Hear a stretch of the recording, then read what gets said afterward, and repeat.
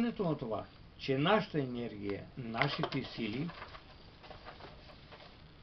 са вложени в служба на живота с главна буква и сме се справили успешно, ни носи истинска радост, каквато признанието на другите не може да ни донесе. Ние сме доволни от себе си и празнуваме в чест на самите себе си. В паневритмията има песен. Ето едно изречение. Ние сме доволни, че в света живеем, като птички волни, чудни песни пеем.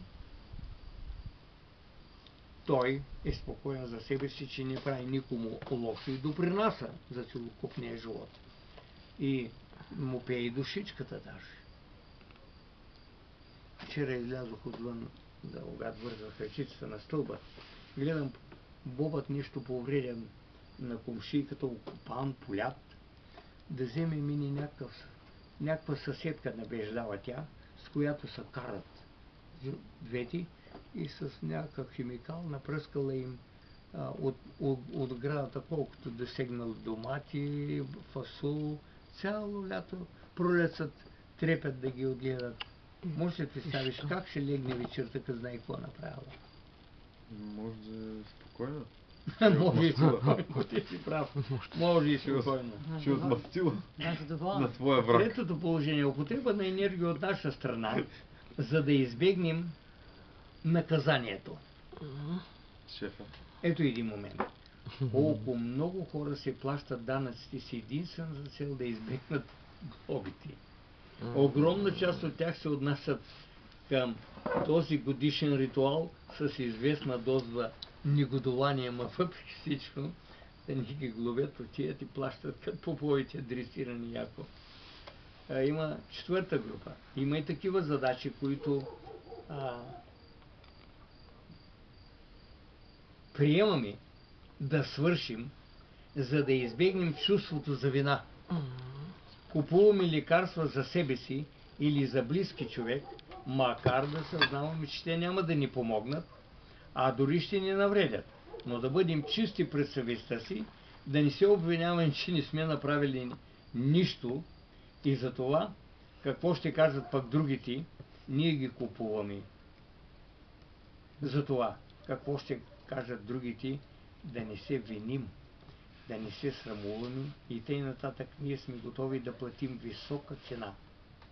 Страхът в нас, че не сме оправдали очакванията на другите, защото това е общоприето, ни хвърля много често към безумни действия и това може само да ни изпълни с нещастие, ако го осъзнаем.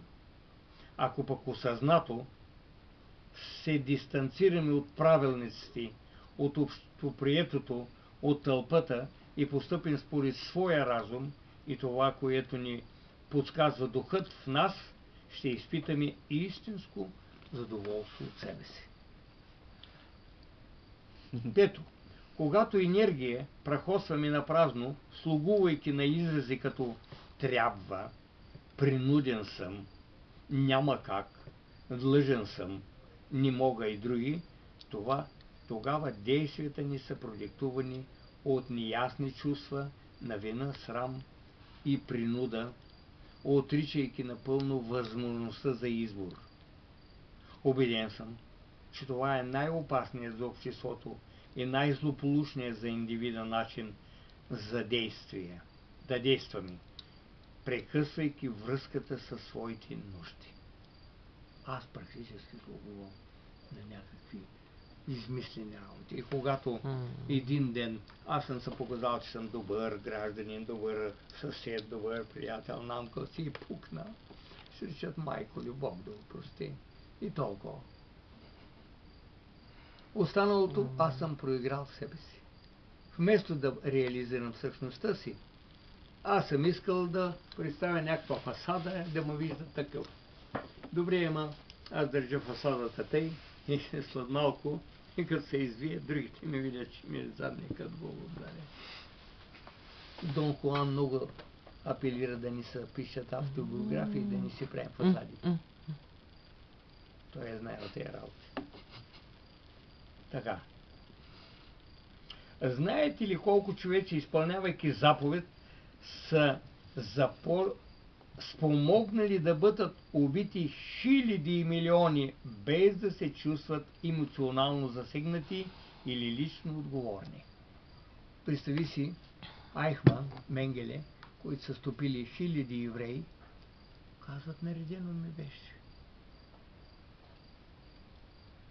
Той изпълнява заповед, получава заплата и